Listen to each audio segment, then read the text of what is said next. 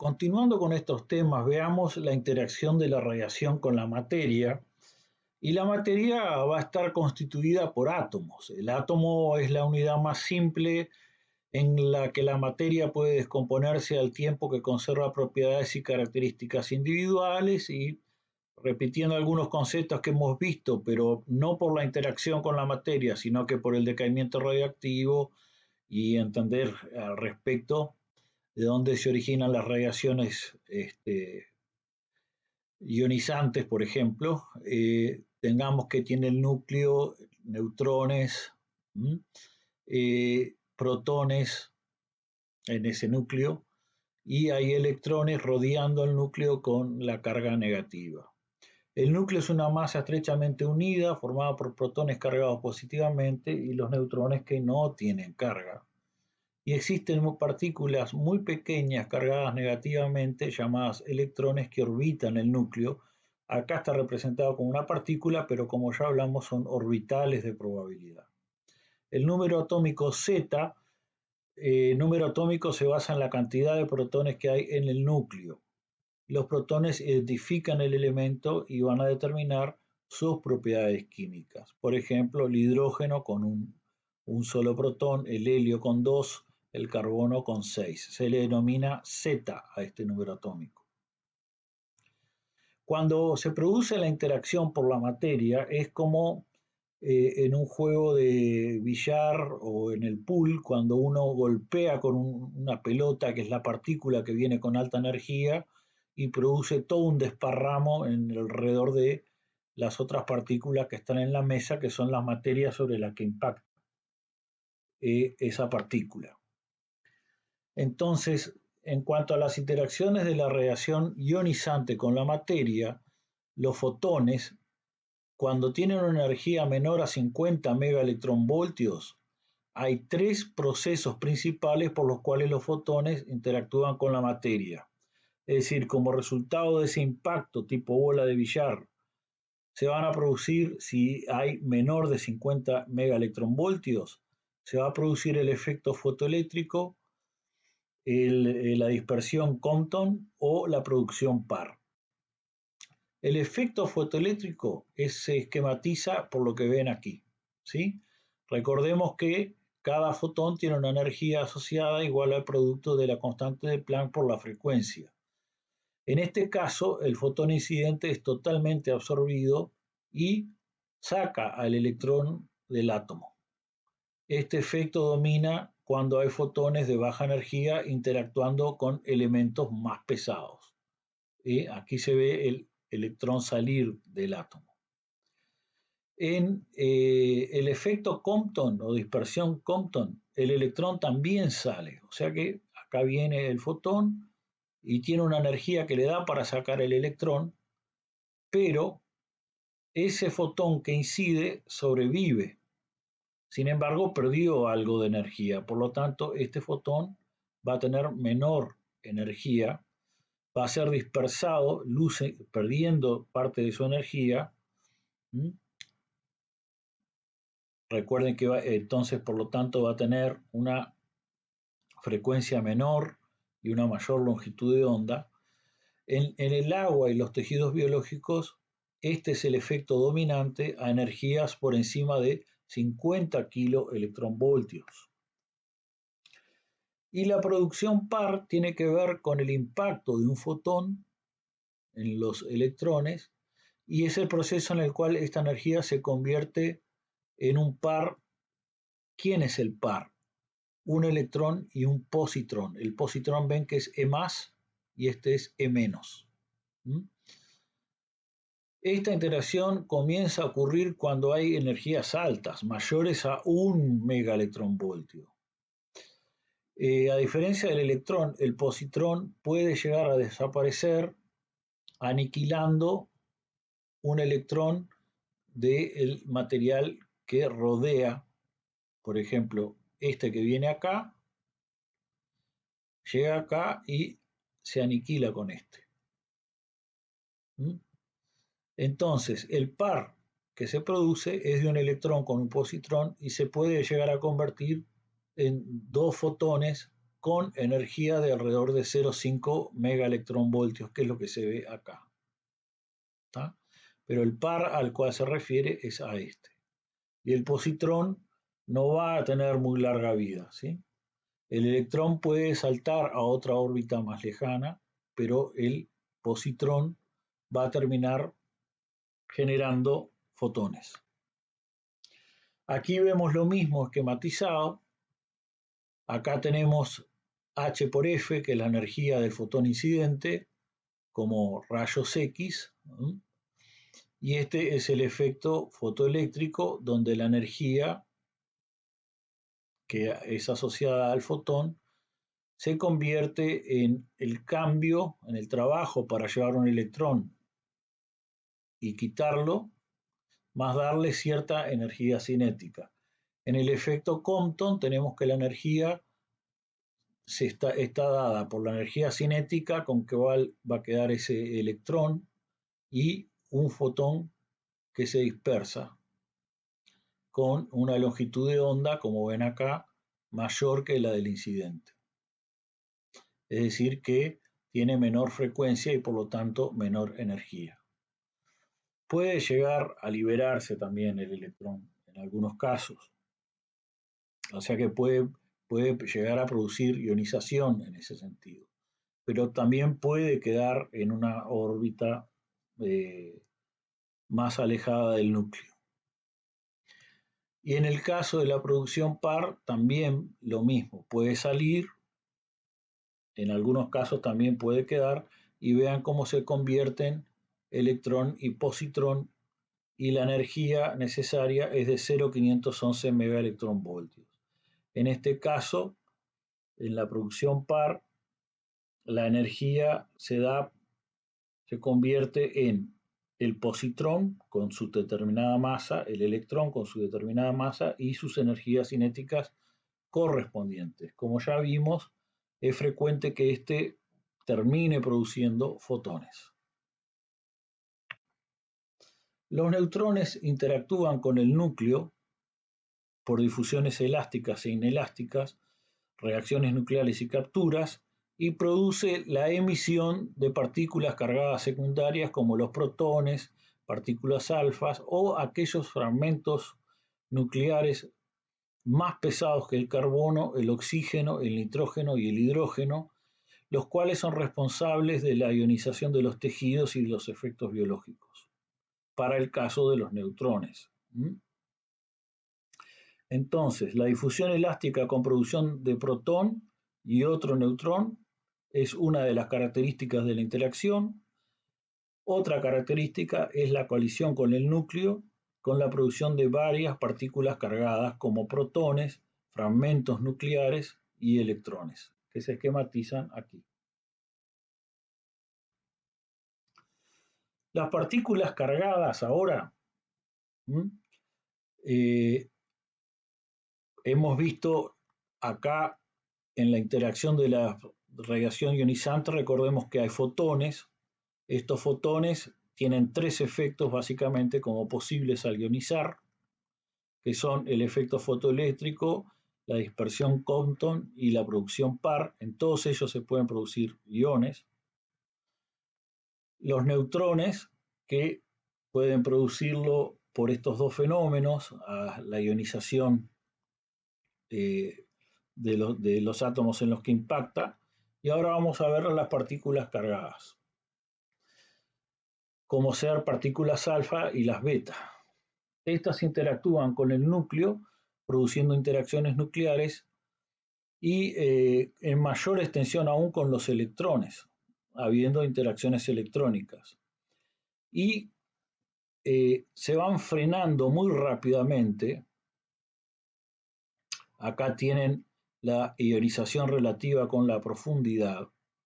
Fíjense que mientras se van frenando, la energía que depositan por unidad de profundidad, que es esto que está acá, es lo que conocemos como transferencia lineal de energía, va a ir aumentando, se frena y cede más energía al medio hasta que alcanza el máximo de entrega de energía y ese lugar es lo que se conoce como un pico de energía llamado el pico de Bragg, y luego cae y básicamente no puede seguir avanzando porque entregó toda la energía correspondiente.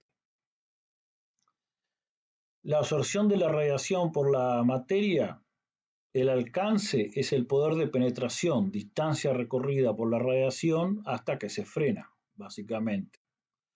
Como recién vimos, las partículas pesadas, como por ejemplo alfa, protones y mesones, la mayor parte es entregada al final del recorrido, presentando este pico de Bragg, que es lo que ven en esta gráfica en rojo. En cambio, los electrones, partículas betas, masas menores, tienen un recorrido individual más disperso y de mayor alcance.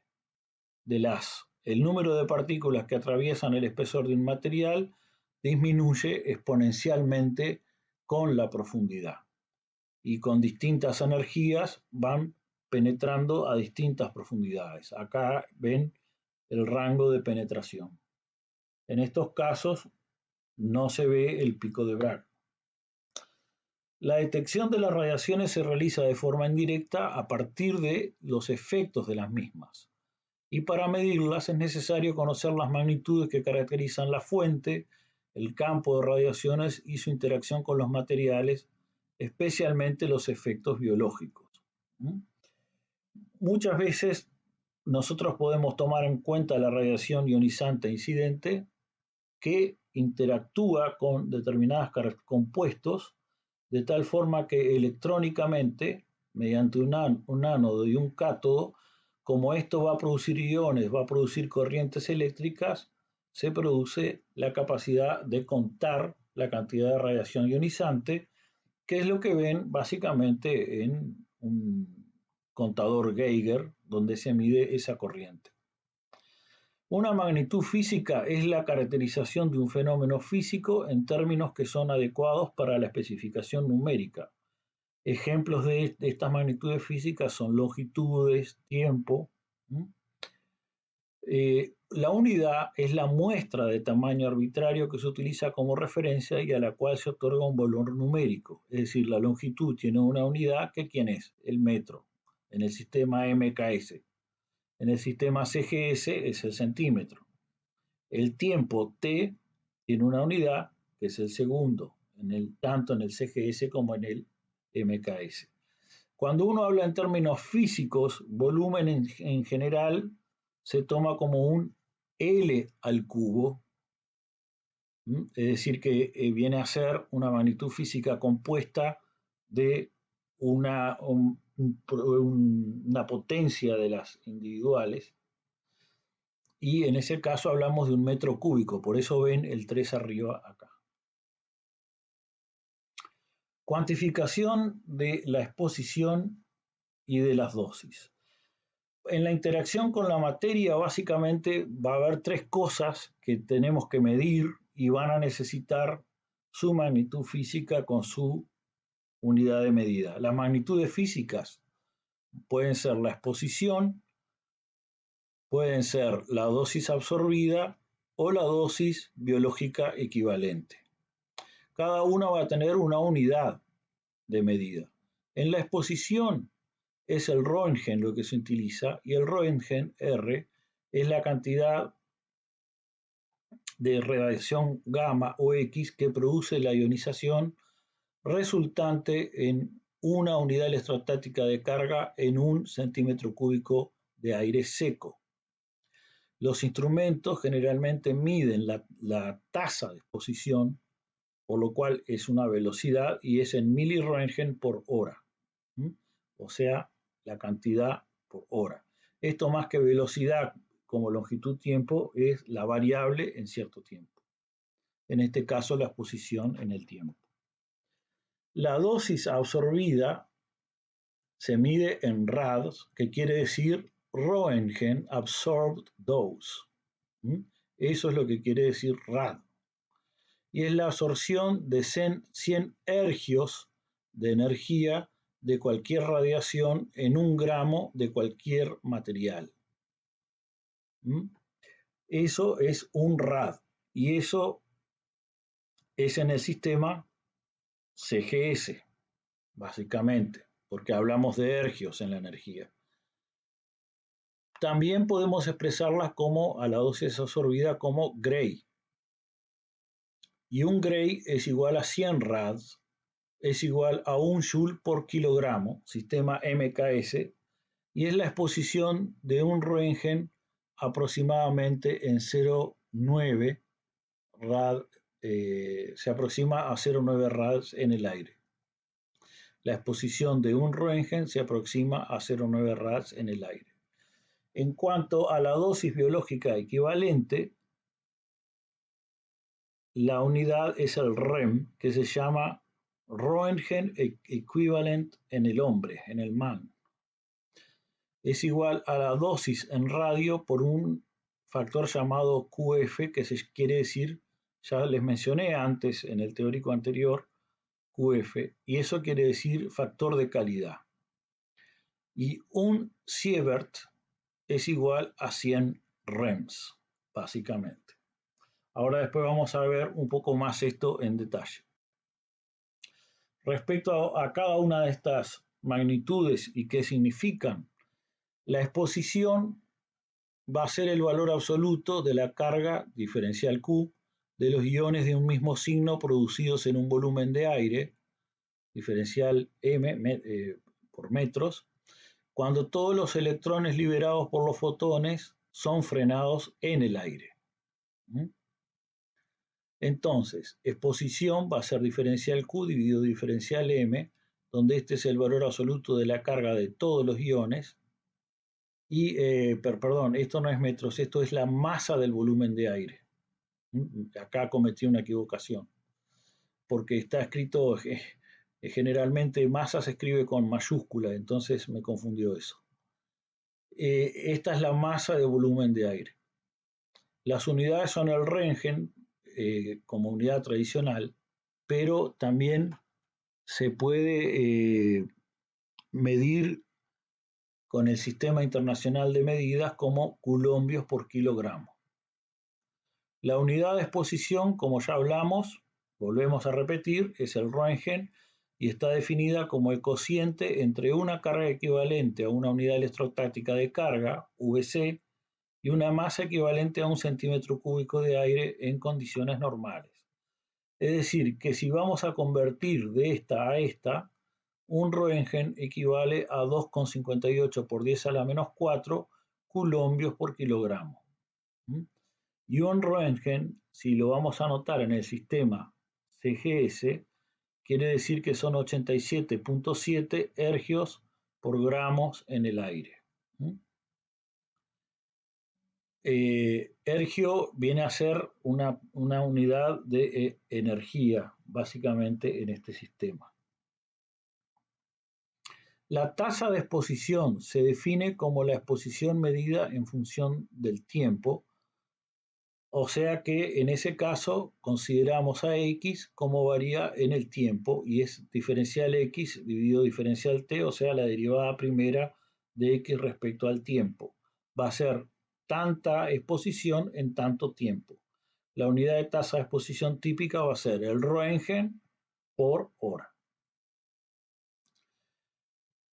Para cada isótopo se va a definir como la tasa de exposición producida por una fuente puntual de 1 curie a 1 metro durante 1 hora. Esto va a ser característico de cada isótopo y lo define como tal y se le dice constante gamma de dicho isótopo, teniendo como unidades Roentgen, metro cuadrado, H por 1 curie.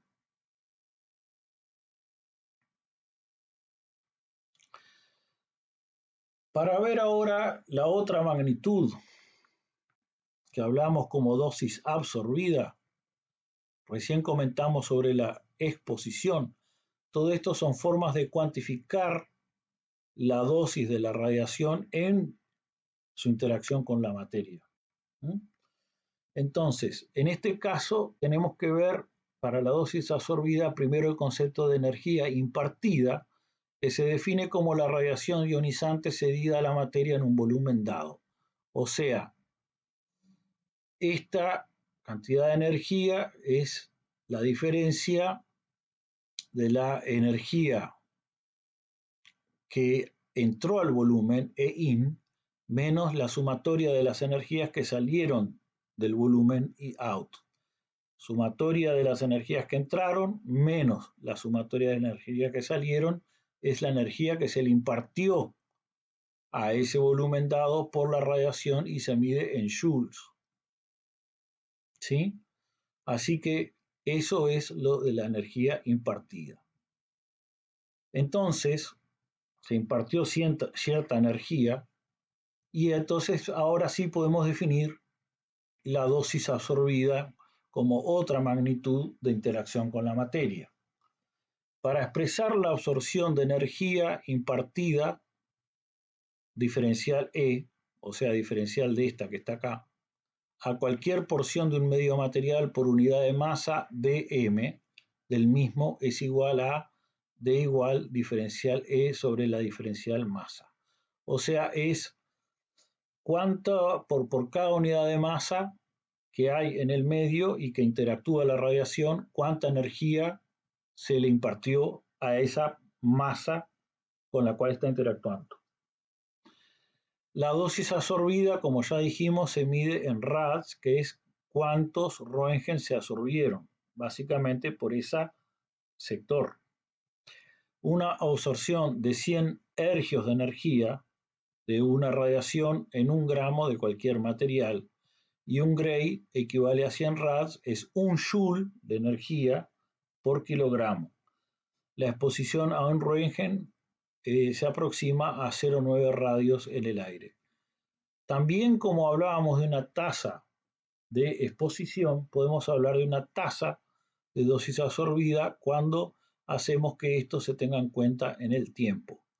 Entonces hablamos de diferencial D, siendo esta acá, dividido diferencial tiempo, y se va a expresar en, generalmente lo que más se usa ahora es Grays, y eso va a ser por Gray segundo o Gray hora. La cantidad de radiación produciendo efectos está especificada como la energía depositada por la unidad de masa en el material irradiado, volviendo a lo que estamos comentando sobre dosis absorbida. Esta cantidad es la que conocemos como dosis absorbida y exactamente como lo hicimos antes, podemos también en lugar de diferencial expresarlo como un delta E sobre delta M masa, donde delta E es la energía absorbida en esta cantidad de masa dada. Esto está medida por julios por kilogramo y su unidad en el sistema internacional es el Gray. Como vimos, la unidad en el sistema internacional es julio por kilogramo, se llama Gray, y la unidad tradicional, sin embargo, no está expresado con el sistema MKS, sino que en el otro. Entonces, en lugar de joule, la energía se expresa en ergios y de ahí resulta el rad. Entonces, un Gray es igual a 100 rad. En el aire se produce esa equivalencia. ¿Qué relación hay entre la dosis absorbida y la exposición? ¿Existe una relación entre estas dos magnitudes? Sí, existe. Si nosotros establecemos el valor de la exposición X en un punto de un campo de radiaciones, se puede conocer el valor de qué dosis será absorbida para cualquier material. Y la relación que hay es que esa dosis absorbida es igual al producto de 0,877 joule metro cuadrado kilogramo y joule por metro cuadrado por kilogramo, siendo S y A los coeficientes de absorción básicos del material, en este caso, y en este caso el del aire, multiplicado por el valor de la exposición. La dosis absorbida, sin embargo, no resulta un parámetro suficiente para cuantificar el efecto biológico de las radiaciones ionizantes, tal cual es se nombró antes, se necesita otro concepto más, otra magnitud, que se llama dosis equivalente o HT. Esto, volviendo a la que estábamos hablando hace un momento atrás, es la dosis biológica equivalente. Vimos la exposición, vimos la dosis absorbida y las tasas correspondientes, y ahora vamos a ver la dosis biológica equivalente. ¿De qué estamos hablando? De cómo cuantificar la interacción con la materia respecto a la dosificación de las radiaciones.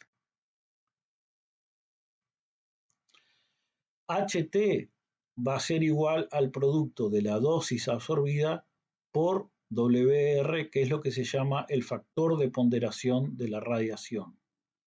¿Tá? Y la magnitud, como vimos, es el REM, que viene a ser Röntgen Exposure in Men, y eso se llama, 100 REM se llama un sievert, que es lo que ven acá. Entonces, esta dosis biológica equivalente, REM, es Röntgen Equivalent Man, y viene a ser la dosis en RAS multiplicado por QF, donde QF es un factor de calidad. Y un sievert cumple que es igual a 100 REMS. Esto que está acá es parecido a esto que está acá, sino muy similar. Este QF, el Quality Factor, es un factor de ponderación de la radiación. Entonces, acá tenemos para un fotón de cualquier energía, si la radiación es eso, el factor de ponderación WR va a ser 1, para electrones y muones es 1, para neutrones con energía de 10 a 100 kiloelectronvoltios, 100 kiloelectronvoltios a 2 megaelectronvoltios, 2 a 20 y 20 tienen acá 5, 10, 20, 10, 5, es el factor de ponderación. Protones de 2 megaelectronvoltios, ese factor es 5, y las partículas alfa, núcleos pesados y fragmentos de fisión es 20. Entonces, esta dosis de radiación absorbida equivalente computa las mediciones promedios de radiación absorbida por una masa fija de tejido biológico. Ese es el concepto central de lo que quiere decir. Ustedes quieren traducir toda esa interacción con la materia a una interacción con una materia particular, en este caso biológica. Por eso REM en MAN aparece. Entonces, en ese caso, se necesita dosificar la radiación, pero no para la interacción con cualquier material, sino que con un material biológico. De ahí viene esta dosis equivalente. Y es una medición promedio de esa radiación absorbida. Da cuenta del daño potencial para diferentes tipos de radiaciones ionizantes en distintos órganos, considerando las diferencias que pueden existir en su RB. La dosis equivalente es juzgada como la cantidad para poder medir el factor de riesgo de una exposición a la radiación. De nuevo, la dosis equivalente no puede ser medida directamente. Se debe medir para cada tejido T y cada tipo de radiación R. Por eso muchas veces se denota como HTR y se calcula como HTR igual al producto de Q por la dosis. Esto simplemente con otras letras, lo que ya venimos diciendo. DTR es la energía total de radiación que se absorbe por unidad de masa del tejido T, y Q es el factor de calidad de la radiación, que depende del tipo y energía de esa radiación. El factor de calidad está relacionado a la efectividad biológica relativa de la radiación. Esto es lo que se conoce como RBE, que me acabo de dar cuenta que olvidé de mencionarles antes, que quería decir RBE en la slide anterior. SI es la unidad de dosis equivalentes en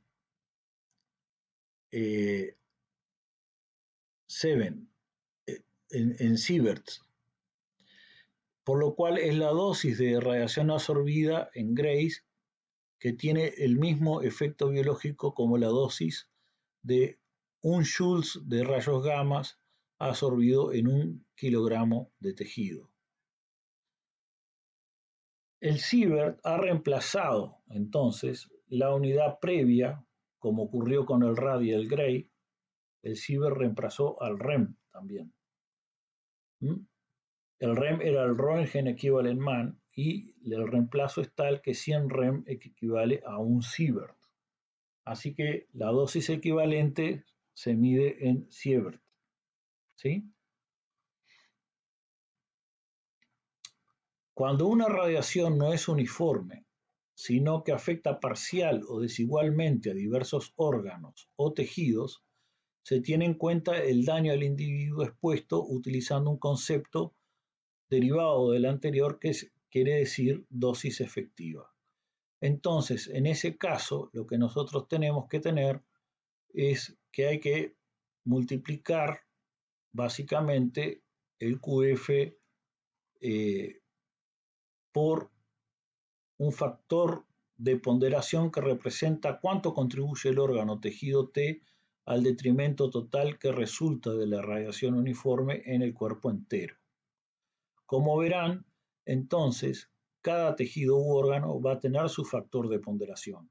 Recuerden que en el concepto de dosis equivalente, del cual resulta este concepto de dosis efectiva, se tiene en cuenta el efecto biológico. Por lo tanto, para poder medir todo eso hay que ver el efecto para cada órgano en particular si uno quiere hablar de una irradiación que no es uniforme, sino que afecte parcialmente y de manera distinta a distintos órganos y tejidos en el cuerpo. Las gónadas tienen un factor de ponderación relativamente alto, o sea que esto quiere decir que son bastante sensibles cuando se irradian y vale 0,20, lo cual es esperable. Lo mismo la médula ósea, el colon, el pulmón, o sea que son lugares bastante susceptibles a tener impacto de la radiación. El estómago, ya menos la vejiga, ¿ven? Mamas e hígado, esófago, tiroides, todos ellos 0,05 y menos aún la piel y la superficie ósea, que tienen 0,01 cada uno.